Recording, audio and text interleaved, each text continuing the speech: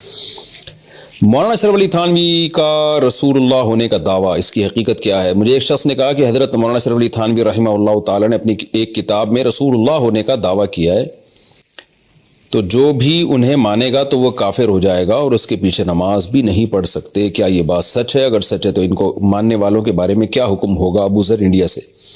بالکل بکواس ہے، ایسا کچھ بھی نہیں ہے، جھوٹ ہے۔ مولانا اشرف تھانوی رحمۃ اللہ نے نہ اپنے نام کا کلمہ پڑھایا، ختم نبوت پہ تو جتنا کام علماء دیوبند نے کیا ہے اتنا تو شاید کسی نے نہیں کیا ہو، جنہوں نے بھی کیا انہوں نے پھر علماء دیوبند ہی کی کتابوں سے استفادہ کیا ہے۔ باقی اس کا میں تفصیلی جواب ریکارڈ کروا چکا ہوں 2-3 سال پہلے، کہ ایک شخص کو اس کی حقیقت اب میں خلاصے کے طور پہ بیان کر دیتا ہوں۔ اس وقت میں نے اس کتاب کی عبارت پڑھ کے سنائی تھی کہ ہوا کیا تھا۔ ایک شخص کو خواب آیا تھا کہ وہ خواب میں کہہ رہا ہے اشرف علی رسول اللہ، تو اس نے خواب کی تعبیر پوچھی تھی اور وہی خواب بیداری کی حالت میں بھی بے ساختہ اس کی زبان سے وہ الفاظ نکل رہے تھے اشرف علی رسول اللہ کے، لیکن اس میں بار بار وضاحت کی ہے کہ یہ یعنی بے اختیاری طور پر، کیونکہ خواب آیا ہے تو جاگتی حالت میں وہ الفاظ زبان پہ جاری ہو گئے، تو اس لیے اس کو فکر ہو گئی کہ میں کافر تو نہیں ہو گیا، تو وہ خوف زدہ ہوا، بہت زیادہ گھبرا رہا تھا۔ تو اس کو تسلی کے لیے مولانا تھانوی رحمۃ اللہ نے خواب کی تعبیر سنائی، کہ تعبیر یہ سنائی کہ کیونکہ خواب اپنی حقیقت پر نہیں ہوتے، دیکھیں جاگتی حالت میں اللہ کی زیارت ممکن نہیں ہے، لیکن خوابوں میں اللہ کی زیارت کی ہے، امام احمد بن حنبل سے اور دیگر اسلاف سے منقول ہے۔ تو اب کوئی اس پہ قرآن کی آیت فٹ کرنا شروع کر دے کہ قرآن تو کہتا ہے تم اللہ کو دیکھ نہیں سکتے، لا تدرکہ الابصار، تو بھائی وہ خواب ہے نا، خواب تو حقیقت پر معمول تھوڑی ہوتا ہے۔ اسی طرح خواب میں لوگ زنا کر رہے ہوتے ہیں، ان پہ زنا کے حکام جاری نہیں ہوتے، ان کی بھی تعبیریں ہوتی ہیں۔ خواب تو بالکل، پھر میں نے اپنے اس بیان میں جو میرا پورا 1 گھنٹے کا بیان، میرے اس کا کلپ اپلوڈ ہوا تھا، 1 گھنٹے کا پورا بیان اپلوڈ ہوا تھا، اس میں نے حدیث سے ایسی بہت ساری مثالیں دی تھیں کہ اگر جاگتی حالت میں وہ کام ہوتے تو پیغمبر کی گستاخی سمجھی جاتی، لیکن وہ خواب میں ہوئے ہیں تو پیغمبر صلی اللہ علیہ وسلم نے اس کی تعبیر کی ہے۔ تو پورے ریفرنسز کے ساتھ میں نے اس بیان میں پوری ڈیٹیل بتائی تھی۔ تو خوابوں میں یا غیر اختیاری طور پر کسی کی زبان سے کچھ نکل جانا اور اس کو تسلی کے لیے خواب کی تعبیر یہ بتا دینا کہ تم اشرف علی یعنی جو تمہیں خواب آیا ہے، تو یہ نبی صلی اللہ علیہ وسلم سے ہو سکتا ہے کہ یہ آپ کی سنت سے محبت کی دلیل ہو، تو خوابوں کی تعبیریں نکالی جاتی ہیں۔ تو مولانا اشرف تھانوی رحمۃ اللہ نے بھی اس کی تعبیر نکالی تھی۔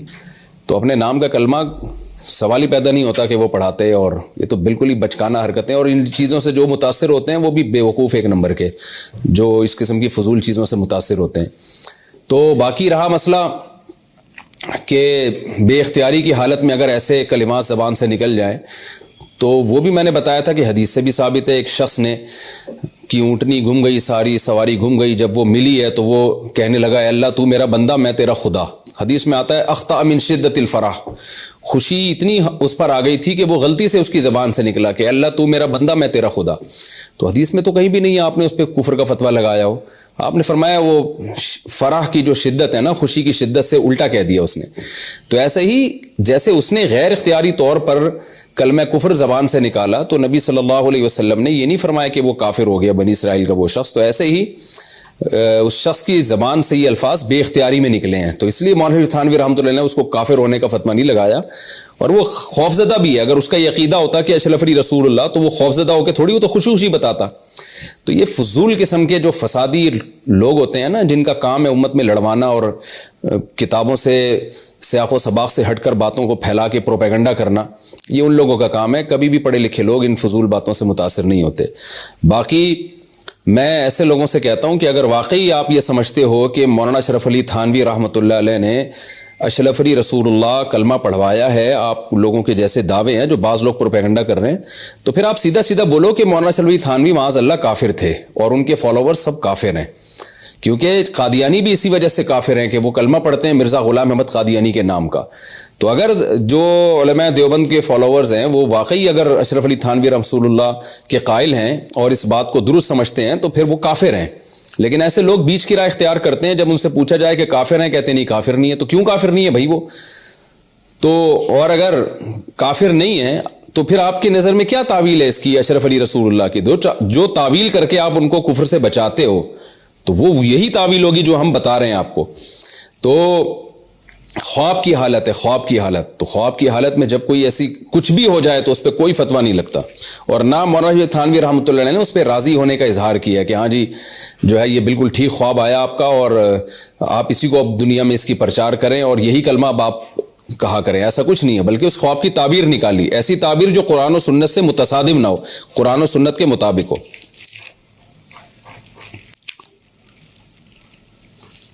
یہ بالکل اس کی مثال ایسے ہے جیسے ابن سیرین رحمۃ اللہ علیہ کو کسی نے کہا کہ مجھے خواب آیا کہ میری چارپائی کے نیچے آگ جل رہی ہے، تو انہوں نے کہا کہ نیچے خزانہ ہے. اور ایک آدمی آیا، اس نے کہا میری چارپائی کے نیچے آگ جل رہی ہے، انہوں نے کہا کہ چھت گرنے والی ہے. تو اب آگ جلنا تو ایک خوف کی علامت ہے نا. تو پھر ان سے جب پوچھا گیا، آپ نے ایک آدمی کو یہ بتایا کہ نیچے خزانہ ہے، ایک کو یہ بتایا کہ چھت گرنے والی ہے. انہوں نے کہا جس کو سردیوں میں خواب آیا تھا نا، تو سردیوں میں آگ یہ ایک نعمت کی علامت ہے، تو اس لیے میں نے کہا کہ خزانہ نکلنے والا ہے، اور گرمیوں میں آگ عذاب کی علامت ہے. تو ایک ہی جیسے خواب مختلف لوگوں کو آ رہے ہوتے ہیں، اس کی مختلف قسم کی تعبیرات ہوتی ہیں. اس میں خواب دیکھنے والے کی حیثیت کا بہت بڑا دخل ہوتا ہے کہ کس شخص کو یہ خواب آ رہا ہے. قادیانی اگر آپ کو خواب سنا رہا ہے کہ میں نے خواب میں دیکھا کہ مرزا غلام احمد ملعون جو ہے وہ اللہ کا رسول ہے، تو وہ تو اس خواب پہ کو اچھا سمجھے گا، وہ گھبرائے گا نہیں اس پہ، بلکہ لوگوں میں پرچار کرے گا، دیکھو مجھے اتنا زبردست خواب آیا اور واقعی اللہ نے تائید کی ہے. تو اس لیے اس پہ کفر کا فتویٰ لگے گا. جبکہ مولانا اشرف علی تھانوی رحمۃ اللہ علیہ کے مرید کو جو خواب آیا تھا، وہ تو گھبرا رہا تھا کہ حضرت میں عجیب خواب دیکھ رہا ہوں. اس کا مطلب اس کا ختم نبوت کا عقیدہ تھا، تو اسے لگا کہ یہ تو میرا جو عقیدہ اس کے خلاف مجھے خواب آیا. تبھی تو حکیم الامہ نے اس کو بتایا کہ تم چونکہ یعنی اس کا میں اپنے الفاظ میں اس کا مفہوم پیش کر رہا ہوں کہ یہ تعبیر جو اس کے کی نا کہ تم چونکہ ختم نبوت کے منکر نہیں ہو بلکہ ختم نبوت کو مانتے ہو، تمہارا عقیدہ ہے کہ نبی آخری نبی ہے، تو اس لیے تمہارے لیے اس خواب کی تعبیر یہ ہے جو میں بتا رہا ہوں. یہ تعبیر نہیں ہے کہ میں اللہ کا رسول ہوں. اگر مولانا اشرف علی تھانوی اس کی یہ تعبیر کرتے ہیں نا خواب کی کہ جو تمہیں خواب آیا اشرف علی رسول اللہ، تو یہ اس کی علامت ہے کہ واقعی میں اللہ کا رسول ہوں، پھر وہ بھی کافر ہوتے ہیں، ان کو ماننے والے بھی کافر ہوتے. تو یہ پروپیگنڈا کرتے ہیں لوگ، اور صرف سوائے اس کے کہ لوگوں کو اسلاف سے بدگمان کرنا، علماء سے بدگمان کرنا، اور لیبل یہ لگانا کہ ہم کوئی نیا فرقہ، ہم فرقوں کو ختم کر رہے ہیں. اصل میں نئے نئے فرقے پیدا کرنے ہوتے ہیں. اسلاف سے اور علماء سے بدگمان کر کے اپنا منجن بیچنے کی کوشش ہوتی ہے، اس کے علاوہ کچھ بھی نہیں ہوتا. گھی یا تیل ناپاک ہو گیا تو کیسے پاک کریں؟ اگر گھی یا تیل ناپاک ہو جائے تو اسے کیسے پاک کریں؟ میرے گھر میں میرے گھی میں ناپاک پانی کی چھینٹیں مل گئی تھیں، اب اسے کیسے پاک کریں؟ جبکہ گھی اور پانی آپس میں ملتے نہیں ہیں، تو کیا صرف جلانے سے گھی پاک ہو جائے گا؟ نبیلہ صاحب انڈیا سے.